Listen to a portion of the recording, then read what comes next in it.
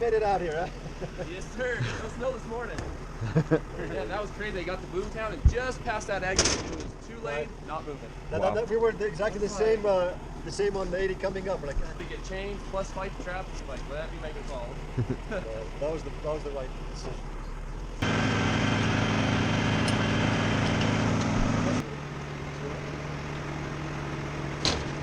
Aye, made that way. Yeah. No? Okay.